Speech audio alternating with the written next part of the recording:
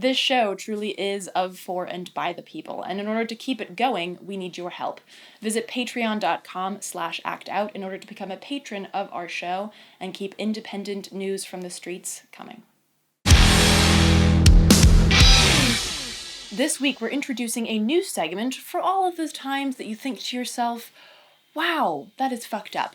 And for the inaugural segment, white supremacists. Next up, Gabriella Coleman talks to us about Anonymous, hacktivism, and the surveillance state. And finally, the importance of being informed when it comes to Jews. But first, I have.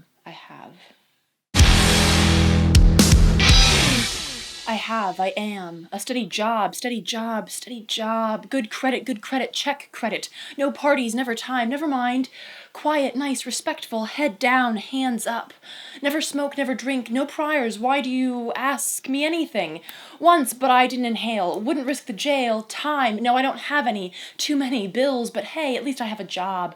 I'm not doing anything wrong, nothing to hide, why would I? I'll be good. Understood. When do you need it by? Please hire me. Don't fire me. Yes, I'll work longer. Overtime? Out of line? Well, at least I have a job. No insurance is fine. Where do I sign? I'm never sick. No, I don't want kids. Is this legal? Never mind. I want this job. I'm very interested in sales. I should get this job because I'm available all the time, anytime. No overtime is fine.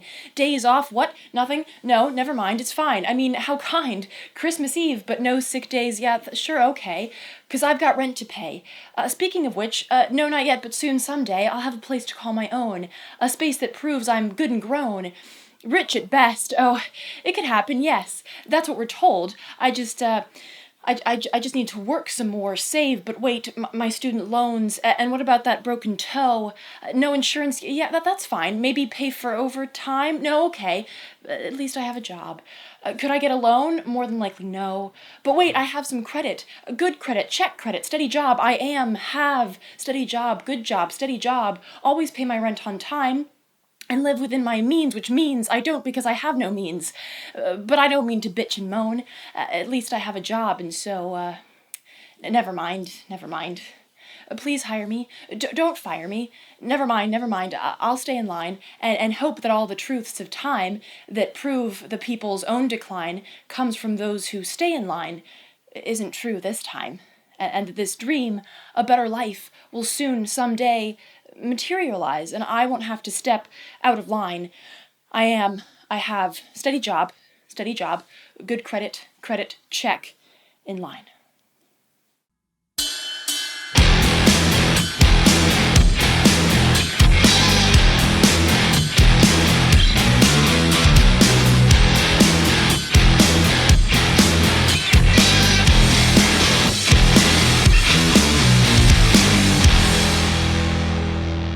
Welcome to Act Out. I'm Eleanor Goldfield, and this is your tipping point. If you're like me, there are multiple times every week when you just look at a news story and say, wow, that is fucked up.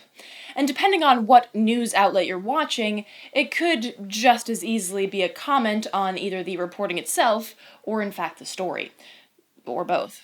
Well, in order to provide a cathartic release for all of those pent-up what the fucks, we're unveiling a new segment here this week, aptly called...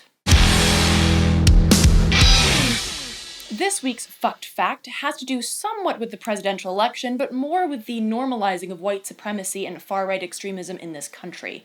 If you've wondered why there's so little talk of white supremacy, overt racism, and bigotry in a year when all three of those things have oozed forth from the cracks of common sense and justice like globules of lard through an apathetic sieve, well, it's because we don't call them that anymore. We call them alt-right. Which has a cozy ring to it, landing uncomfortably close to alt-right, while being anything but. Originally coined in 2008 by Richard Bertrand Spencer, this guy, who advocates for, quote, peaceful ethnic cleansing and refers to MLK as a fraud and degenerate, alt-right is his name for a loose set of far-right ideals centered on white identity and the preservation of Western civilization.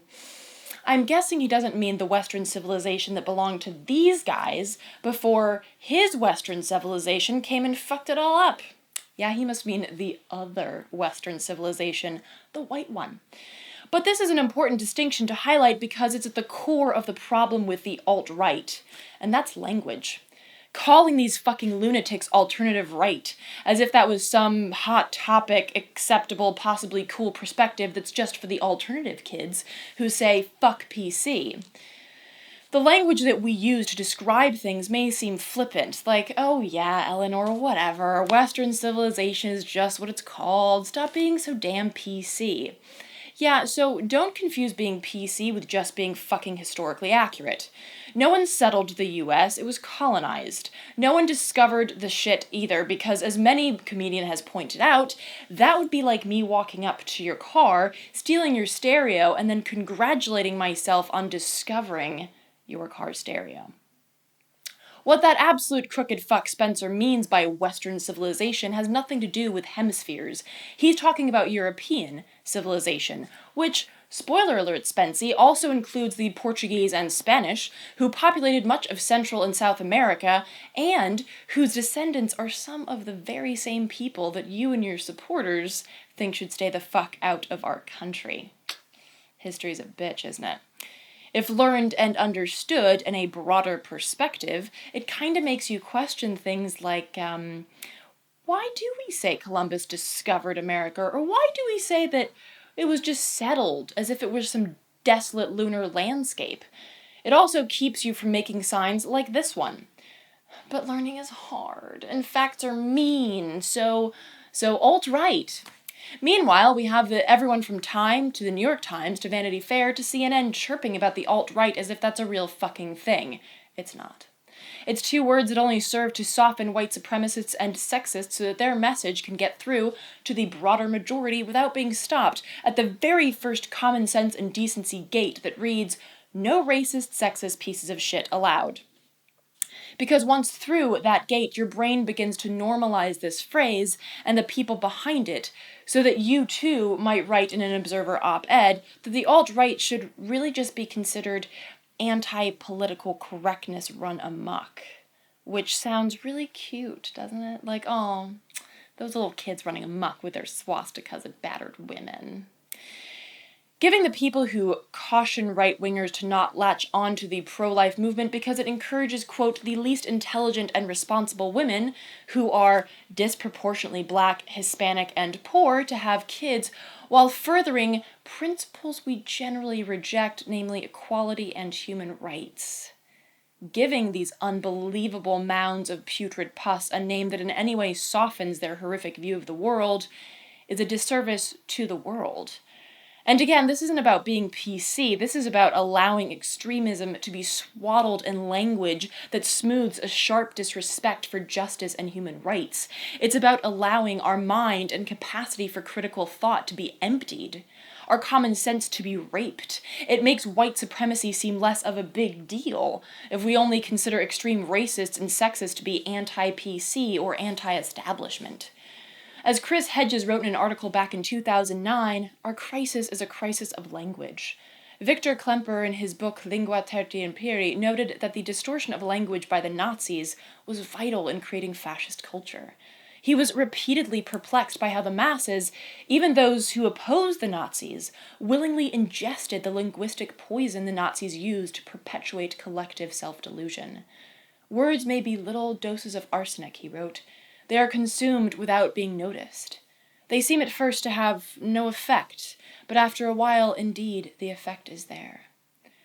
Language shapes the way that we think and how we understand the world. By shifting the way that we talk about white supremacy, we shift the way that we think about white supremacy. We allow it to factor into debates, as if anyone who claims that there's a white genocide should be given a national platform to speak their stupidity any more than the guy who thinks that climate change is fake, or the guy who started the dinosaurs and people lived at the fucking same time museum. Putting these ideas out into the world via quote-unquote respected media suggests that these ideas are solid, supported by facts and research. And look, I'm all for free speech, so if these fucknuts want to scream into an echo chamber of their own stupidity, please be my guest. But at a point in time, when white vigilante violence is on the rise, roughly 2 unarmed black people are killed by police a week, and black men make up 37% of the prison population, while making up only 12 to 13% of the US population, we have to recognize actual white supremacy and systemic racism as real fucking problems, and call them that. And that's just one of the tenets of white supremacy. The hatred of immigrants and any non-whites, plus the oppression of women, are also cornerstones of their particular brand of head-up-the-assism. And of course, women's rights and immigrant rights, also known as human rights, are also being threatened on the political stage today. So we have to recognize this arsenic that we take in when we talk about the alt-right. When we say shit like, well, yeah, Trump's a racist, but we are ingesting and spitting out poison with these words. We are slowly normalizing racism, sexism, bigotry, and the hate and violence that they perpetuate. We are accepting these platforms ironically in an effort to uphold free speech and make sure that everyone's voice is heard. But that's not how this shit works. Allowing people to speak is not the same thing as allowing them to shape the dialogue. The Westboro Baptist Church is certainly free to spew their hateful rhetoric, but that doesn't mean that you should have them over for career day at school just so you feel inclusive. Recognize hate. Recognize the call for violence and injustice, and don't let it slide past with a viscous verbal coating of poisoned honey. There is no alt-right. There are white supremacists, neo-fascists, racist, women haters, and yes, they're all fucking assholes, who base none of their viewpoints on fact or research, but instead on the knowledge that they are white, and most of them have a penis.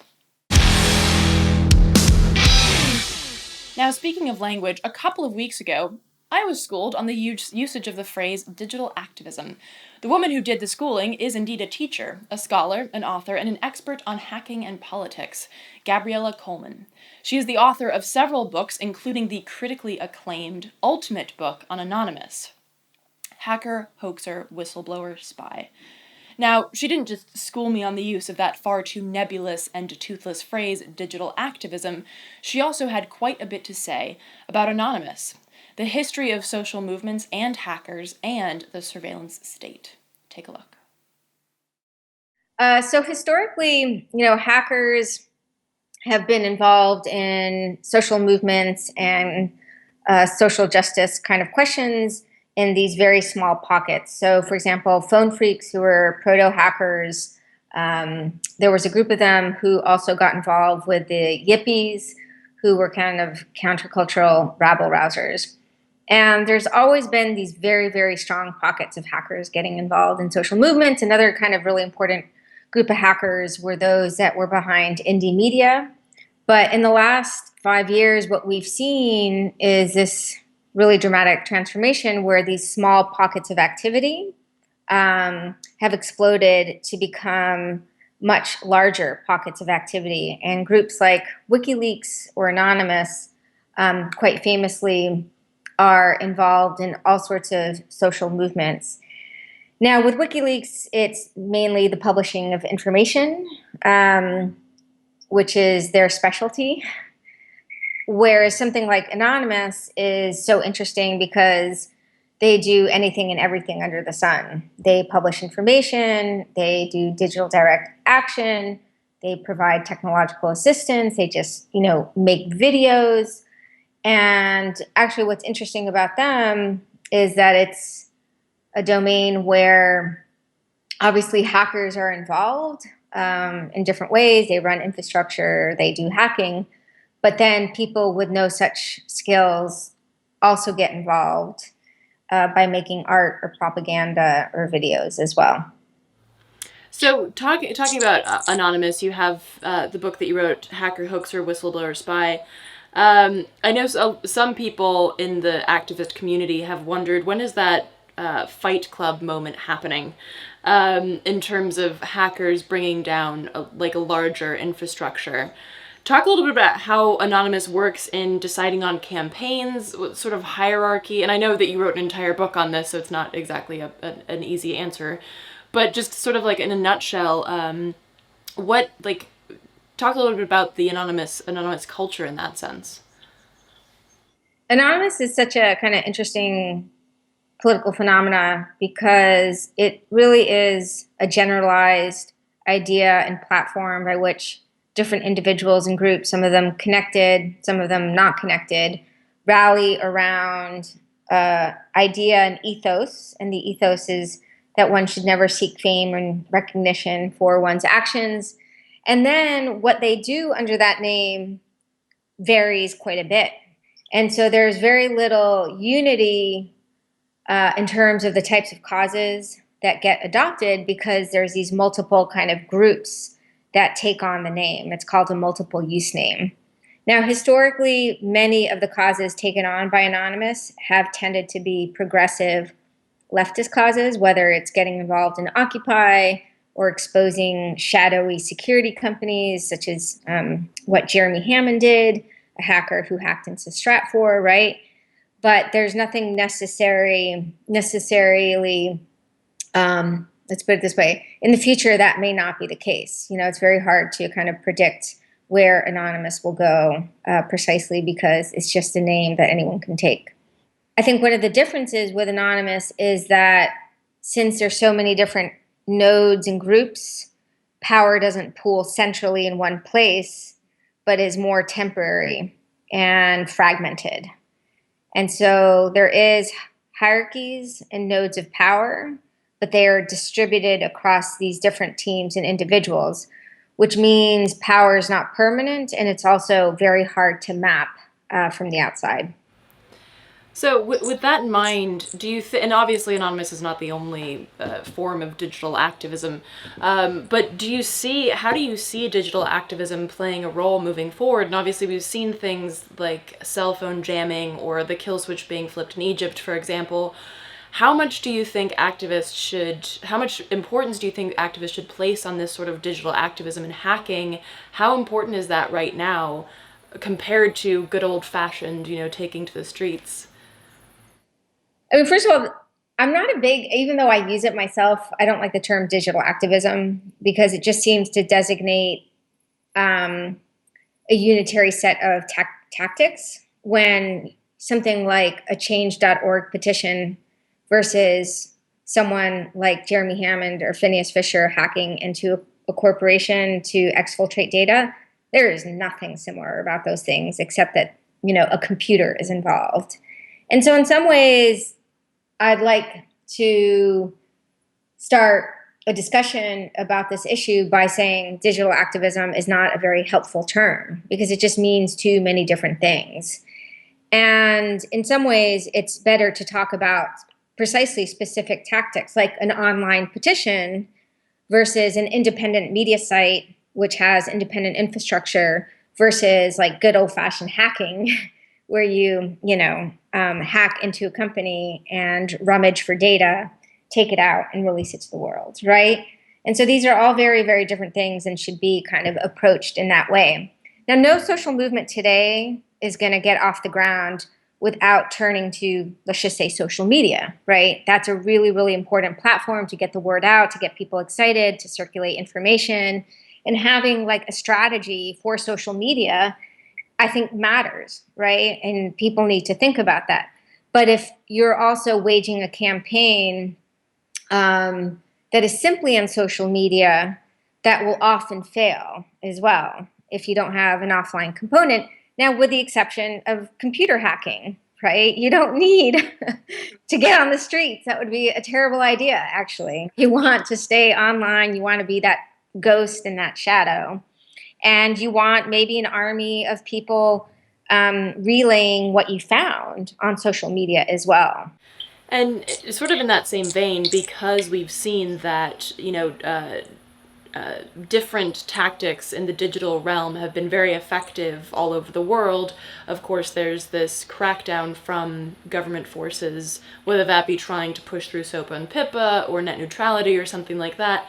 So how do you see moving forward, how do you see these different tactics working around this sort of legislation and also tying that into technological literacy? Like if these things are cracked down upon to such an extent, how are activists coming up going to be able to learn how to use these tools on a larger scale? Well, one of the important things about the history of Anonymous is that they provide some valuable lessons about what to do and what not to do.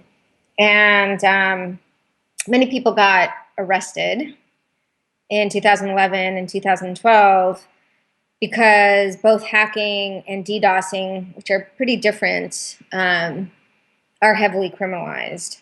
But one of the interesting things is we're actually not seeing many arrests anymore. And although the level of activity is not as prolific as it was, there's still quite a bit of activity. And I think that a lot of activists who work in this realm have gotten much smarter about protecting their tracks or doing activity outside of the country from which they reside. And I think, and I've heard this, there's a division of labor where people from one country do hacking in another country on behalf of another group, right? And so these strategies are being worked out on the ground by activists, and I suspect also their security practices are much better. I think the other element has to do with surveillance, where activists are relying on tools to coordinate, and these tools and these mediums are perfect for governments and corporations to be tracking them. And this is a problem. And basically, I see two solutions. You rely on these tools for information that you're comfortable sharing from the get-go, and it doesn't matter if you're being surveilled, right? And then otherwise, what I think might happen is that some activists, and already we do see this with some activists and journalists and human rights kind of workers, they're relying on tools like Tor, PGP to, provide protective cover. And these are not easy tools to use. But my sense is we're going to get to a point where they'll never be easy to use at the mass scale, but small pockets of activists, lawyers, and journalists are and will use them to provide a measure of protection. Because I guess if you make it too easy to use, then it's just easy. It's basically like just asking to be surveilled in a right. different. And it's really hard to create these tools to make them easy. And again, there's some exceptions, like Signal for cell phone is pretty darn easy to use. But if you're looking at PGP for email, not so easy. But I think so long as there's strong pockets of activists and related parties using encryption, that's actually progress. That's pretty good. For more information on Gabriella Coleman and her work, check out gabriellacoleman.org. Now, before we wrap up this week, I would like to clarify an issue that seems to be steeped in confusion for quite a few people out there on the internets. Jews. It appears that some are finding it difficult to separate the Israeli state from Jewish people, thereby letting such ignorant and offensive phrases fly from their mouths like, "Those fucking Jews killing those Palestinians, we should kill the Jews," or something to that effect. Now, riddle me this. What's the difference between saying that and saying, for instance, "Oh, those fucking Muslims, ISIS and shit, we should just kill the Muslims"? There is no difference. It's the same ignorant bile that dribbles out of faces unconcerned with facts or information, completely disinterested in the bigotry being perpetuated by their comments. So, for the sake of those who might not want to be that asshole, or those who hear that asshole, see it, and have their phones handy so as to share this video, here we go. Israel. Oppressive, war-hawkish state responsible for the harassment and murder of thousands of Palestinians, the largest open-air prison, namely Gaza, and the continued hafrada, or separation of the Palestinian people in the hopes that they'll go away or die or both. Jews. 3 fine examples given here, one of whom happens to be my father. No, not Bernie Sanders. But yes, these are all Jews, which refers to a religious and or cultural group of people that in fact mostly live outside of Israel and have their own socio-political viewpoints, ranging from asshole, like this guy, to activist, like these awesome people, or indeed the ones I showed you just a few seconds ago, or indeed me. As someone who grew up with the Jewish culture, I identify culturally as Jewish, even though my mother's not, and I never got a bat mitzvah, the ceremonial rite of passage from child to adult. As an atheist, I recognize the stupidity and danger of any religion, including Judaism, therefore I refuse to subscribe to it. However, I also recognize the incredible strength and resilience of my Jewish ancestors, and appreciate much of the Jewish culture. Therefore, I identify as culturally Jewish. So, now you've met a Jew who doesn't support Israel and is for human rights regardless of race, culture, religion, or gender. Hi. So now that we've met, let me stress that this distinction is crucial, because saying that Jews are responsible for an oppressive regime is like saying that Muslims are responsible for ISIS, and both are fucking lies, and both give rise to blanket hate that targets thousands and millions of innocent people. Are there Jews who support Israel? Definitely. Are there non-Jews who support Israel? Absolutely. Are there Muslims who support ISIS? Yep. Should we blame all people who identify as Jewish or Muslim for the transgressions of a portion of their population? No. Should we work inside of our own groups, whether that be Christians, Jews, or Muslims, to promote activism against human rights violations and extremism? Most fucking definitely. Should we call out those who show no respect for human rights, and those who display bigotry and hate fueled by ignorance? Yes. Which includes those who post protocols of the Elders of Zion type shit online, or let such drivel fly in the streets, on campuses, in homes, etc. If you see it, if you hear it, say something, do something. The rise of Islamophobia in this country, the rise of hatred against Jews, the hatred against immigrants, indeed, the rise of bigotry, as mentioned in the earlier segment, feeds off of the passivity of good but silent people. Whether it be the white supremacists labeling themselves alt-right, or shitsticks like Netanyahu claiming that he speaks for all Jews, don't fall for the ease and simplicity of mass-mindedness. Don't fall for hate. Don't fall for thinly veiled anti-Semitism, which, by the way, refers to a member of any of various ancient and modern peoples originating in southwestern Asia, including the Akkadians, Canaanites, Phoenicians, Hebrews, and Arabs. So, in other words, don't fall for low-life scumism. You low-life scum. And with that, revolutionaries, we'll wrap up this week's Dose of Dissent. Thank you so much for watching. Please do spread and share this with all of your friends, foes, and people you don't know. Check out the last slide to see the sites mentioned in this week's show, and be sure to follow us on Twitter, like us on Facebook, and subscribe on YouTube. Until next week, good night and act out.